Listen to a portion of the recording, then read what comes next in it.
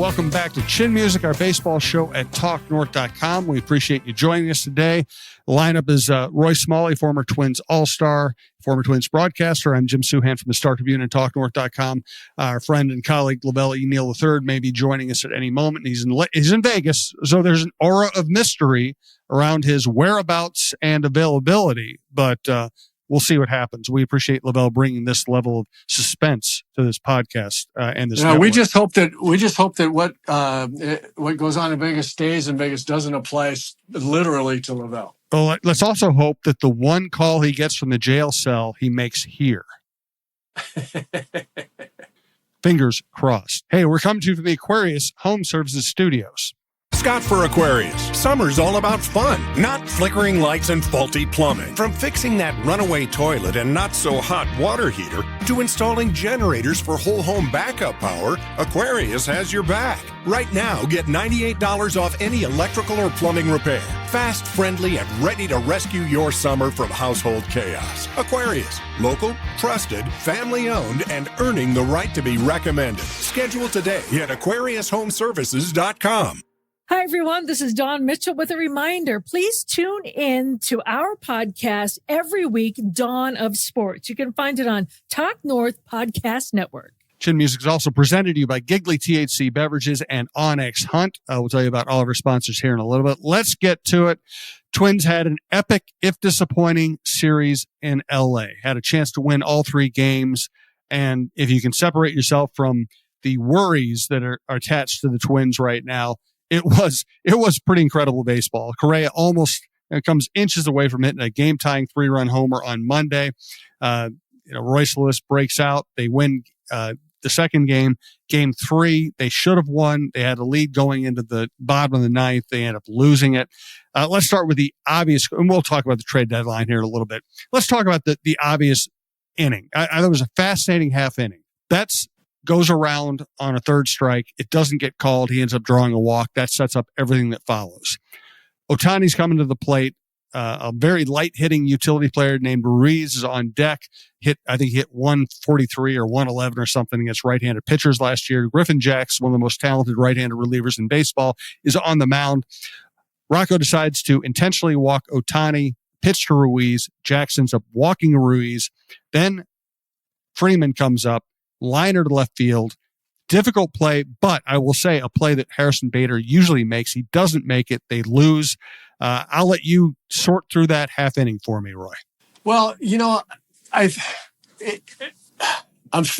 frustrated. I have a hard time knowing exactly what to say because I'm thinking about Rocco. I'm thinking of what goes on in a manager's mind and what they're trying to do. And I'm absolutely with him walking Ohtani. Why would you pitch that guy? I agree. You absolutely walk it. You walk. It doesn't matter, where Betts is. You put him in scoring position, whatever it is. You walk Ohtani with this guy coming up next, and the decision was perfect. You pitch to the next guy, and you don't expect your pitcher to walk the guy hitting whatever he was hitting, right? That's the whole inning, the whole game is we're going to pitch to this guy and then make a decision about Freeman or whatever. And I just feel bad for the manager. It reminds me, I think I may have told this story, but Gene Mock's managing us out in Anaheim one game, and it's in the bottom of the ninth, scores tied, and they get the bases loaded, and Mock comes out and goes to this grand little general deal. He brings in Lyman Bostock to play the fifth infielder, and we've got guys, in on the grass and all five, and he's standing on the mound and he's moving outfielders, left fielder exactly where he wants them, the right fielder, exactly where he wants them, in left and right center, and he's talking. He brings in this pitcher to pitch, and he's got it all figured out, and he walks back to the dugout. The reliever finishes his warm-up pitches. Okay, we're ready to go. First pitch, the reliever throws it to the 8 feet over the batter's head to the screen. Game over. It's like it doesn't matter what a manager does if a player doesn't just perform not, and how he's going to perform 90% of the time, that it's all for naught. And so for Griffin Jacks to walk that guy, I mean, it was like game over. Yeah, and I also will say that Jacks was interviewed after the game, and he said he disagreed with the decision to walk Ohtani. Well, you didn't get out the worst right-handed hitter in the ballpark, and then you gave up a bullet line drive to another left-handed hitter who's very good but isn't Ohtani. So I'm not sure. I don't think that's the right time to complain about strategy when you didn't do the job. Well, and it was Ohtani 5 home runs, or a home run in 5 consecutive games. Yep. You don't pitch to that. Why would you? No, I felt bad for Rocco in that scenario. Yeah, I agree. So here's the conversation that's going on in Twins territory. Twins are a week away from the trade deadline. They're buried in the standings. They just came out for a disappointing road trip, played poorly in Colorado, played well in LA and didn't get rewarded to the level they would want to be rewarded. And the easy point of speculation, the easy decision to make here for the Twins management is, okay, not in a good position, trade away what we can trade away, reset, look to the future. And I just don't agree with that in this situation. First of all, I do empathize with the Twins front office right now. They might get blown out. If this team doesn't win this year, new ownership might come in and say, okay, they've missed the playoffs for the last 5 years. We want our own people. We're starting over. So I wouldn't blame them for trying to win for that reason. Probably more important and a more fair, equitable way to look at all this is, I think this could still be a very good team. You now have Royce Lewis rolling. You have Correa starting to hit. You have Buxton having a career year. You have an all-star closer. You have an all-star utility guy, second baseman, Willie Castro. You have an all-star caliber catcher in Jeffers who's starting to hit. And you're about to get Keishel back. You're about to get Ober back. You think you might get Pablo back late August. And I wrote about it in the Star Tribune for the Friday paper. If the Detroit Tigers can surge last year after they traded away 3 veterans, and they went 34-17 in their last 51 games and made the playoffs and won a playoff series and almost beat Cleveland to go to the ALCS, I could see this team doing it if offered the opportunity. What's your view on all of that? Yeah, I don't want them to sell. I really don't. I think the core structural hypothesis that we've had here, or at least that I've had, is still valid. I mean, I think the bullpen is good, and we don't really know how good the offense is because Royce Lewis has been come back from injury and been awful and now all of a sudden he looks like it might be he might have found it. As I mentioned last week, I mean, this is second half for Correa. He's a great second half player, hitter, run producer. Maybe he's going to get that rolling again. And I'll throw another reason out there besides the ones that you listed that I agree with for why I don't want him to sell. I want him to keep this team together, if for no other reason than to not change any of the vibe for Buxton for the rest of the year, for Royce Lewis for the rest of the year, for Brooks Lee for the rest of the year. Let's not disrupt things, have anything get in the way of the young players' mindsets. And even if they don't win, I'm not convinced that they can trade people and make the team better. I struggle to see, okay, who are they going to trade? Duran, Jacks, Joe Ryan, and what are they going to get in return that's going to make the team better for the next 5 years? I just don't think that that this is the time. I'd like to see them play it out this year and make some decisions now. We have a little bit better feel for who Royce Lewis is and who Brooks Lee is, and let Buck play it out injury free, and let's just see where it goes. I'm not throwing in the towel here. No, I agree with you completely. And most of the people that are logical to trade, Bader, Paddock, if anybody wants him. Well, I mean, Bader, you could trade and you could still field a reasonable outfield. If you trade Paddock when you have pitcher injuries, that's crazy. And he hasn't had a great season. He's been disappointing although he did pitch very well on Wednesday. But you just right now with Festigo in the IL, Pablo's still out. You just need pitchers to survive. And most of the guys you would trade, you wouldn't get much for anyway. And I don't see why you would trade a good player who's under control and not expensive like Duran or Jax. That would be crazy. People get so caught up in the news cycle and the rumor cycle and the clickbait cycle that sometimes I think they forget to stop and say, hold it, would this actually make sense? Well, that's exactly right. That's kind of what I was getting at with who are they going to trade? Who are they going to get? Who would they be targeting to say, if we get this player in the next 5 years, the team is going to be substantially better with this player and not the one we're trading away. I think I agree with you wholeheartly about, good players like Duran and Jax being under control.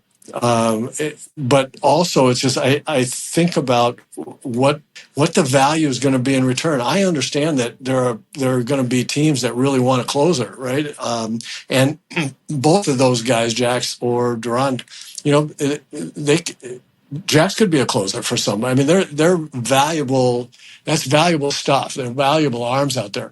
But I'm trying to think of, what value are they going to get back? I mean, it's one thing to trade if they had a veteran player making a whole bunch of money that was 32 years old and they could, if they could make a Nelson Cruz deal for Joe Ryan, okay, I get that. But I don't see going the other direction. I don't see trading one of those pitchers, either the two relievers or Ryan, for somebody. And then I look around and, who are they going to get? If they've got an all-star right-handed hitting outfielder that can play every day and hits both left-handed and right-handed, okay, maybe I'd consider that.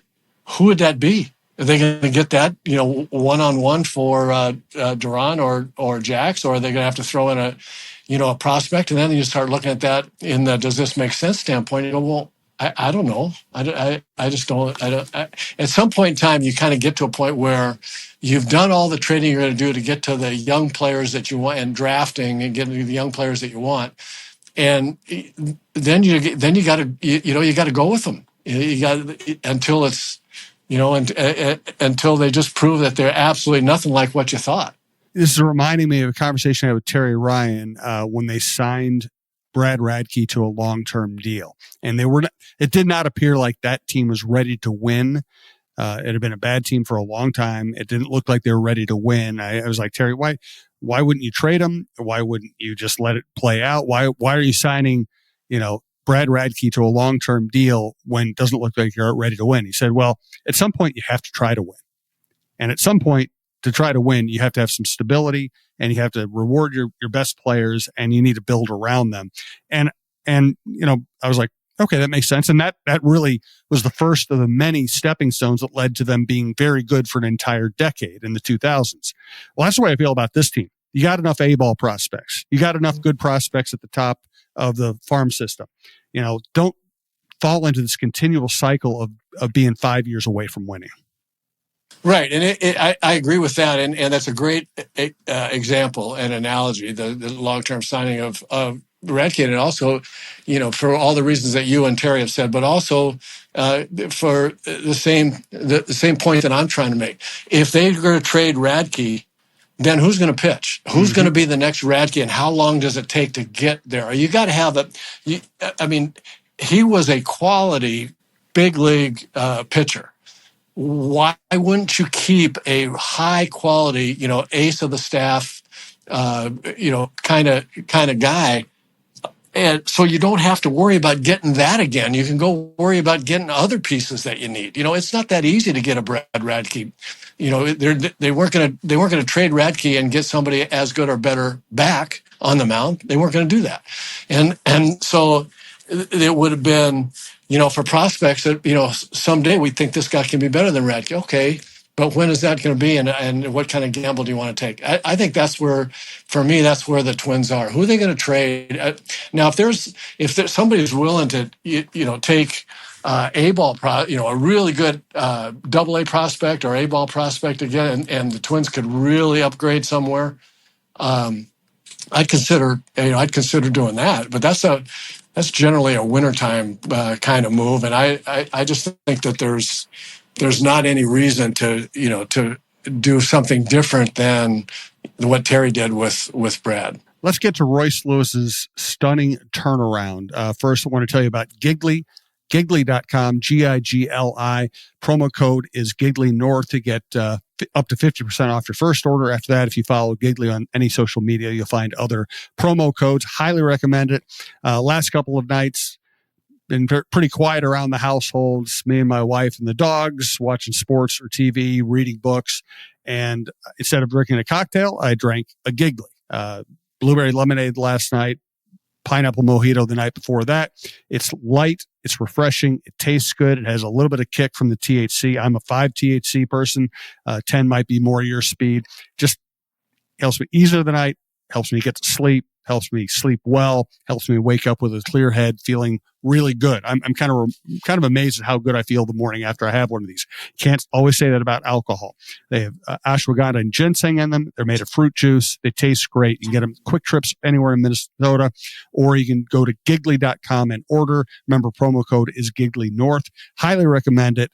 And it's been good for my life. I hope you give it a shot. Also want to tell you, as the weather is warming up, that means it's time to put your augers away and it's time to grab the boat. Let OnX Fish help you find the next best bite. The Fish app offers the most comprehensive fishing tool for increasing your success. Use the Fish app to find new places to fish and sort lakes by species, abundance, trophy, and keeper potential. OnX Fish also shows you hot spots, lake-by-lake regulations, and private and public land ownership information. Download OnX Fish on the App Store or go to onxmaps.com/fish to get more information about the app that is changing the game. All right, let's get to Royce Lewis. I thought Trevor Plouffe did a really good job over the weekend or earlier this week, pointing out that after he reviewed some video, what he sees as the difference now that Royce is starting to drive the ball again is Royce has always had that kind of pre-move where he moves his left foot forward in the box before he takes his real kick and step. And he said that one of the reasons Royce has been struggling is he was getting that foot down late and then he wasn't really in time on fastballs. And now that he's getting his foot down earlier, he's able to really set himself and drive the ball. I thought that was pretty good stuff, but you're the hitting expert. You tell me. No, I think it is. I think it was good stuff. One of the most, if that, it's hard to say the most, but certainly a competitor for most important thing mechanically for a hitter is getting your front foot down on time. And what that means, besides the obvious, it is in line with the gather on the back leg, as guys do a take back, whatever you want to call it, but they get everything and all their weight on their backside, and their front foot goes out and lands, and now they've established the foundation from which they're going to swing, right? And so if the foundation and as the foot lands, then the hands go back just a little bit into launch position, and now you're ready. You got your weight on the inside of your back leg, your hands are back, and you're ready to fire the inside of your back leg into the inside of a stiff front leg. And if you're timing on getting your foot down, however, and when down is it's easy to imagine that being applied to someone that has a leg kick up, the Kirby Puckett, or, all the guys, I did it, the picking up the modified leg kick up and then planting in the foundation spot.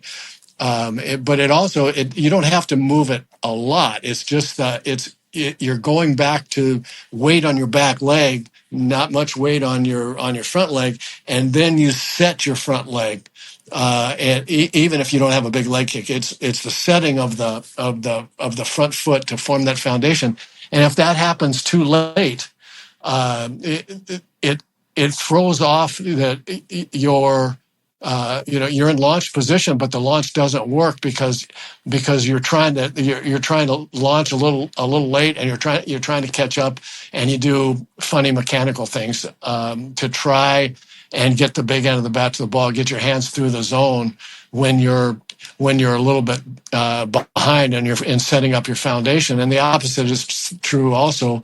If you're early, then you've kind of shot it. You're going to be real vulnerable to off-speed stuff because you're early. Your hands are going to want to come forward, and you're early, and it throws off your timing. So I think that was a really good explanation of what Trevor was talking about. A really good observation of what he was talking about. What that leads to. What I had noticed with Royce is that he was coming open a little bit early, and his hands weren't coming through the zone efficiently. And I think both of those things were a result, not the cause. I think Trevor did a good job of identifying the fact that his foundation wasn't set on time, and that's the long and short of it. And I mean, is it that simple that he fixes the mechanics and everything falls into place? So it's a couple of things. There's no way in any kind of sport that you can separate the psychological from the physical, right? So the answer to that is yes, it can be that simple. When all of a sudden you're in a really good position to hit on most pitches that you're seeing, and you've got a lot of talent and strength, then you're going to start squaring up some balls with some real authority. And at the same time, as soon as you do that, it feels so good, not just the result, obviously, but everything, now I got it. Well, when you say, now I got it, then, boy, now you got it, right? I mean, now mentally, it's like the clouds, thunderstorms go away, and there's bright blue sky, and everything is marvelous. And you have very little care then when you step in the box other than see the ball and hit it, because the mechanics are going to be there and you feel really good about it. And let's talk a little more about Royce. Let me take care of a little business here. We'll do Royce and some other Twins issues, and we'll get to our Booze and Blues segment. We've been doing underrated bands and artists, but we'll leave it up to Roy if he has anything he wants to add. We also talk about liquor, partying, whatever else you want to get to in that segment. First, I want you to hear from Talk North star Michael Russo for Clamshell Beach Resorts. Hey, have you been dreaming of a lake cabin lifestyle with boating, fishing, and family fun in northern Minnesota? Well, lately I've thought a lot about how cool it would be to have a getaway like so many Minnesotans. And if you're like me, you probably think that owning your own lakeside getaway is beyond your budget. Well, if you think lake cabin real estate prices keep going up, well, think again. This is Russo, and I'm here to tell you there is an affordable way to enjoy a cabin lifestyle and all that goes with it. And yes, I said affordable. I founded a Clamshell Beach Resort, which is located on the Whitefish chain of 14 lakes for you and your family to enjoy. Here's how. Clamshell has lake homes that offer deeded fractional ownership, and the keywords there are deeded and fractional. You own it. Imagine having 5 weeks a year to enjoy Clamshell with its beaches, pool, and lodge that's full of kids' activities. Is golf your game? There's a great golf course right across the road. Like winter sports? Well, you can go ice fishing, cross-country skiing, or snowmobiling right out the door at Clamshell. And there's no maintenance, no grass mowing, no snow removal. It's done all for you. And you can own a share of Clamshell Beach Resort at an affordable price. To learn more about ownership opportunities at Clamshell Beach Resort, go to cottagesonwhitefish.com or contact Pat Egan at 612-220-9819. That's cottagesonwhitefish.com or Pat Egan at 612-220-9819. And as always, we want to thank Minnesota Masonic Charities. When people think of the Freemasons, they often think of secret handshakes and unusual hats, and of course, the pancake breakfast.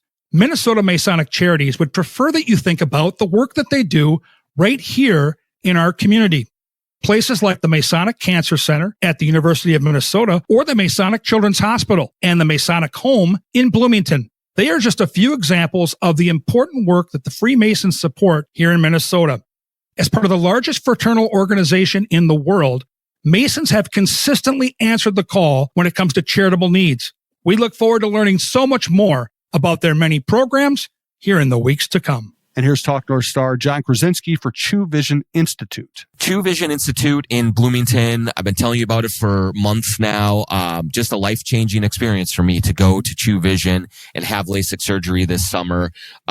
Everything is easier for me after having LASIK surgery. I don't have the hassles of contacts and eyeglasses.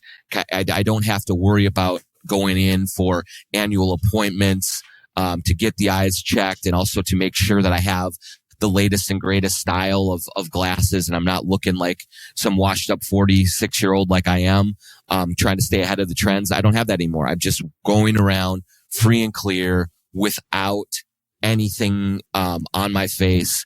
And that's all thanks to the good folks at True Vision. When you go into True Vision, you will immediately notice how welcoming, how warm, how friendly, and how knowledgeable the staff is there. They get you in, they get you checked out, they find the right vision correction options for you. And then Dr. Chu is just world class in how he helps you through the procedure, how he makes sure that he gets you taken care of, and like he did with me. And I've had zero issues with my vision since I had the surgery in July. And I just keep kicking myself and wishing I would have done it 10 years ago. So go to truevision.com and set up your consultation. Tell them the John Krasinski Show sent you, and get on with your life. Make it easier on yourself, and just get to the point where you can kick your own self in the butt and say, why didn't I do this a long time ago? The other point I was going to make about Royce is, when Emilio Pagan was here and he was going through horrible struggles, and instead of being an end of the game pitcher, he was kind of in mop up situations. He was always incredibly positive, and I think fans sometimes hate to see that. They want to see somebody feel really badly about performing badly. But the fact that Pagan didn't get down in the dumps enabled him to kind of salvage the end of his Twins career. Now he went on to Cincinnati. He's having success there. I mean, the great thing about Royce is he doesn't change as a human being when he's struggling. Now, of course, he's frustrated. Of course, he isn't happy about the way he's performing. But I think his positivity has enabled him to hang in there at a time when it looked like his career was going down the tubes. There's no doubt about that. He's got a wonderful attitude, wonderful outlook on life and on baseball, and that does help an awful lot. Because it's not, you're not going through as deep a depression or as high a high. It's that old even keel thing, and it's really tough to. I mean, nobody keeps an absolute even keel when you're really, really bad. But to the degree that you can keep the depth of that shallower than and not get self-indulgent about how awful you feel. That really does play a role, and I think you hit on a really important point too. I think it's funny to me. It's head-shakingly funny to me how it does seem that people want retribution. If your team is losing or you are playing badly, people absolutely want vindictive retribution for you to say, gosh, I'm so awful. I just feel terrible. I just can't. I'm terrible, and I'm sorry that I'm doing this to you. I'm making you feel this bad because we're losing or because I didn't get a hit. I mean, it's just funny to me that people don't like it when you lost a tough game or you're in a losing streak, and the locker room tends to be okay psychologically, and they say, we'll get them tomorrow. And I always wonder, what do you want us to say? We're really bad and we'll probably lose again tomorrow. I just never. You got to play 162 games, and you got to every night after it's over, you got to say, man, we're going to come out and we'll get them tomorrow. I don't know anything. I don't see what other mental attitude you can possibly have. Right. And fans also love it when the manager or the coach will rip into his own team. Well, you only can do that a couple times before you lose people. That does, that does no good. A manager can rip his own team or individual players privately in clubhouse meetings or meetings in the manager's office, but it does, and that won't hurt, morale. You have a manager ripping the team in the paper. and you got problems almost immediately. Yes, no doubt about it. All right, let's get to our booze and blues segment. Anything front of mind for you and from the world of music, cocktails, entertainment? I just heard this is just a quick one. This is not so much blues. I suppose it's country blues. My daughters had me listen to a Sturgill Simpson song called "I Don't Mind." And it just blew me away. It is so evocative. It is so real. It is lyrics and voice and emotion that is so real that about relationship, a relationship between a man and a woman. And I just highly recommend it. Go listen to it. It's really cool. Cool. I had a big. Well, I'll say this one. My contribution this week will be I watched the first, I think the Billy Joel documentary on, I think it's Max, has come out. And I think there are going to be 3 episodes at least, and they're long. I watched the first one. And, Billy Joel, I admire the musicianship. He's an incredible piano player. I admire the career, the songwriting. Now, he's not exactly my genre.